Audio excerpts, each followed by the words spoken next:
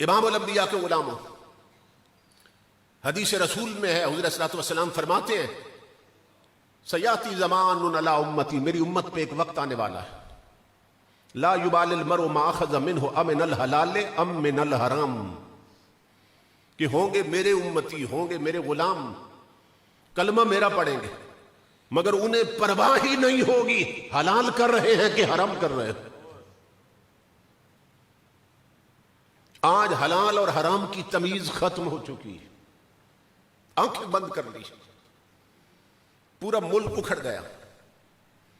نشیمن ہی کے بکنے کا جو غم ہوتا تو کیا غم تھا، مگر ان بیچنے والوں نے گلشن بیچ ڈالا ہے، ملک برباد ہو رہا ہے۔ اس کی آبادی کا صرف ایک طریقہ ہے، پیشانی میں سجدوں کا نور بھرو، اپنے پاؤں کو مسجدوں کے راستوں پہ چلنے کا عادی بناؤ۔ بچے جب کچھ سیکھنے کے قابل ہوں تو انگلش میڈیم سکولوں میں بعد میں بھیجو، ان کی گٹی میں نبی کا قرآن پہلے رکھو۔ جوان بیٹیوں کے ہاتھ سے ٹچ موبائل چھین لو، انہیں سیرت فاطمہ زہرا کی کتابیں پڑھاؤ تاکہ انہیں معلوم ہو شرم کیا ہے، حیا اور غیرت کیا ہے۔ آج ہماری بربادی کا سبب بے حیائی ہے، بے دینی ہے۔ حضور نے فرمایا میری امت پہ وقت آنے والا ہے، پرواہ ہی نہیں ہوگی، ہوگا میرا غلام، ہوگا میرا امتی، کہ حلال کر رہا ہے کہ حرام کر رہا ہے، پرواہ ہی نہیں ہوگی۔ تو اس گئے گزرے دور میں امام الانبیاء کے غلاموں، مدنی چینل جنہوں نے شروع کیا، اللہ انہیں سلامت رکھے، امیر اہل سنت کا سایہ اہل سنت پہ، اہل اسلام پہ سلامت رہے۔ اس مرد کلندر نے آندھیوں میں چراغ جلا رکھا ہے،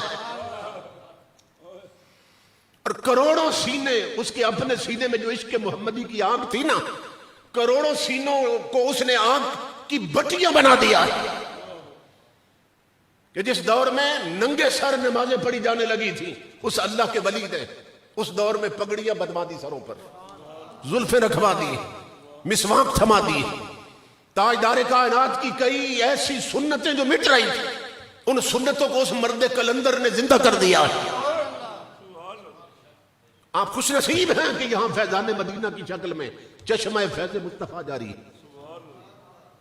حضور غوث اعظم نے جب بنایا تھا نا مدرسہ، تو یہ جو امیر طبقہ ہے نا، اس کی ہر دور میں بد نصیبی رہی ہے کہ دین کی طرف کم آتے ہیں، کیونکہ دولت کا عجیب مزاج ہے کہ جس گھر میں دولت داخل ہو جائے نا، وہاں سے دین نکلنا شروع ہو جاتا ہے۔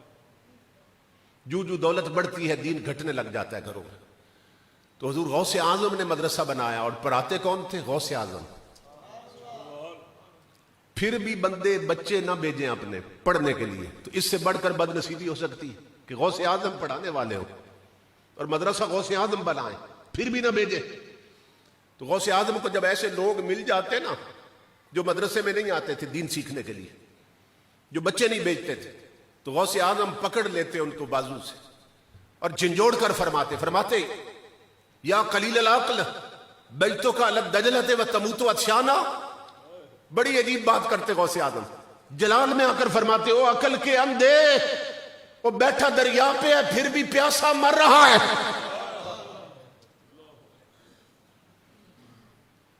کہ یہاں مدرسے کی شکل میں چشمہ فیض مصطفیٰ جاری ہے، پڑھانے والے غوث اعظم ہیں، اور پھر بھی تیرے بچوں کا کاسا خالی ہے، اور پھر بھی تیرا کاسا خالی ہے کہ میں پڑھا رہا ہوں اور مدینے کا فیض بٹ رہا ہے، اور پھر بھی تو خالی سینہ لیے پھرتا ہے۔ اس لیے امام الانبیاء کے غلاموں، ہمارا یہ مذہبی ملی قومی فریضہ ہے کہ جب بچے کچھ سیکھنے کے قابل ہوں تو سب سے پہلے انہیں تاجدار کائنات کا دین سکھاؤ، حضور کا قرآن سکھاؤ۔ بچنے کا صرف ایک طریقہ ہے۔ اقبال نے کہا تھا وضع میں تم ہو نصارہ تو تمدن میں ہنود، یہ مسلمان ہیں جنہیں دیکھ کے شرمائیں یہود۔ آج ہماری حالت کیا ہو چکی ہے؟